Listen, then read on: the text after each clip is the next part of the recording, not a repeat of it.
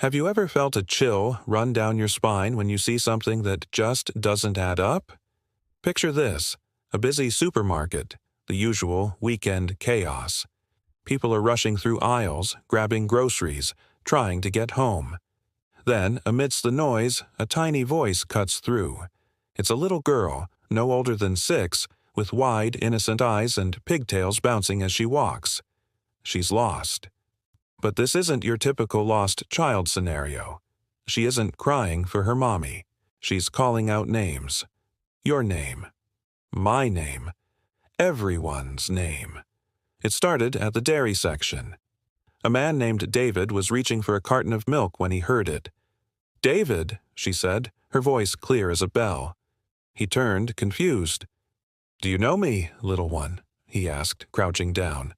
The girl just smiled, a knowing, slightly unnerving smile. "You forgot to call your mom on her birthday last week, David. She was very sad." David froze. How could she possibly know that? He hadn't told anyone. He quickly looked around, unnerved, but she had already moved on. Next, she was in the snack aisle standing before a woman named Sarah, who was trying to decide between chips and pretzels. "Sarah," the little girl chirped. Sarah looked down, her heart softening at the sight of the lost child. "Hello there. Are you looking for your parents?" The girl shook her head. "You told your friend you liked her new haircut, but you didn't. You think it looks silly." Sarah's friendly expression vanished, replaced by shock. It was a fleeting, private thought she'd had just that morning. She felt a flush of embarrassment and fear creep up her neck. Who was this child? The whispers started to spread through the store like a ripple in a pond. People were looking over their shoulders, their shopping carts forgotten. The little girl continued her journey, a tiny oracle wandering through the fluorescent-lit aisles. She approached a teenager named Mark, who was trying to discreetly slip a candy bar into his pocket. "Mark," she said, her voice gentle but firm, "your dad worked really hard for the money in his wallet. You shouldn't take it without asking." Mark's hand shot out of his pocket as if he'd been burned. He stared at her, his face pale, before dropping the candy bar and running out of the store. By now, a crowd was starting to form, following her at a safe distance. They were a mix of curious, scared, and fascinated. The store manager, a flustered man named Mr. Henderson, finally pushed his way through. All right, what's all the commotion? Young lady, are you lost? Where are your parents?" he asked, trying to sound authoritative. The girl looked up at him, her gaze piercing. "Mr. Henderson," she began, "you told your wife you were working late last night, but you were at the bowling alley with your friends." The manager's face turned a deep shade of red. He stammered, unable to form a coherent sentence as the customers around him exchanged knowing glances. The secret was out. The atmosphere in the supermarket had completely transformed. It was no longer a place of mundane errands. It was a hall of judgment, and this little girl was the judge. She didn't seem malicious. Her tone wasn't accusatory. It was simple, matter-of-fact, as if she were just stating the weather. But the truth she spoke were anything but simple. They were the little white lies, the hidden resentments, the secret shames that everyone carries with them. She saw a woman and said, "You pretend to love the vase your sister gave you, but you keep it hidden in a closet." She pointed to a man and said, "You took credit for your co-worker's idea, and now he might lose his job." With each revelation, the tension grew. People stopped looking at the girl and started looking at each other, their eyes filled with suspicion and newfound awareness. The bonds of polite society were fraying. They weren't just fellow shoppers anymore. They were a collection of exposed secrets. The lies that held their daily interactions together were being systematically dismantled by a child who couldn't even reach the top shelf. Was she an angel? A demon? Some kind of bizarre social experiment? No one knew, but everyone felt the weight of her words.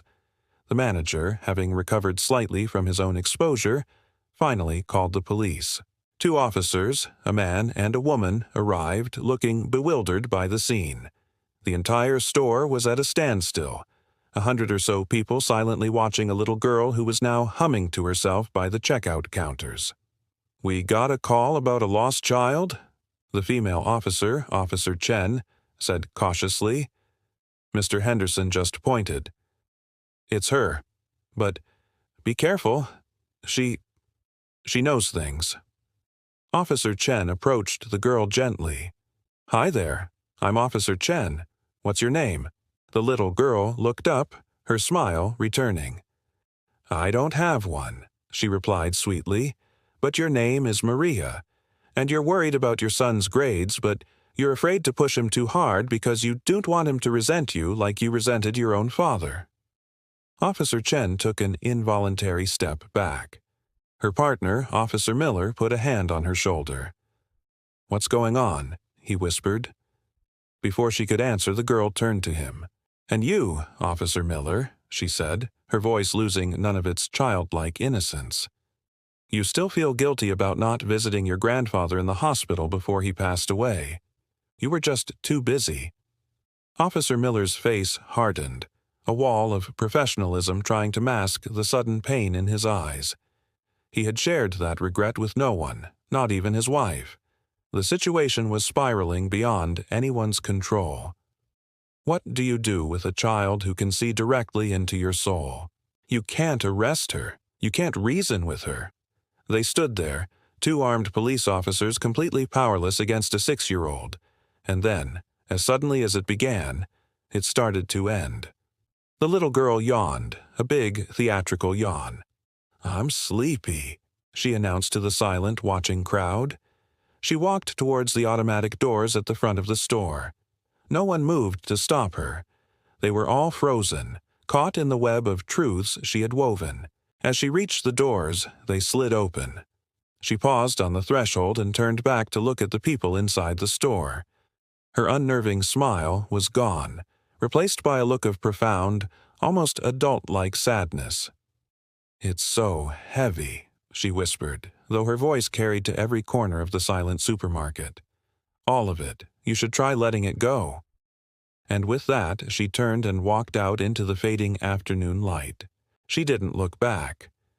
Everyone rushed to the windows, watching as she walked down the street. She didn't get into a car. She didn't meet anyone. She just kept walking, getting smaller and smaller until she turned a corner and disappeared completely. Silence remained in the store for a long time. Then, slowly, people began to move. But something had changed. David, the man from the dairy aisle, pulled out his phone and called his mother. Sarah, from the snack aisle, sent a text to her friend apologizing for her dishonesty.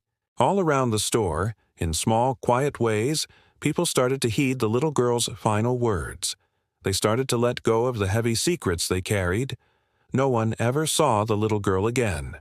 There was no police report, no missing child alert that matched her description. It was as if she had been a collective hallucination. But for the people in that supermarket on that particular day, she was very, very real. She was the lost child who knew everyone's name, and in finding them, she helped them find a little bit of their own lost truth. What do you think? Who or what was she? A figment of their collective guilt, or something more? Let me know your theories in the comments below. Thanks for watching, and if you enjoyed this story, don't forget to like and subscribe for more mysteries. See you next time.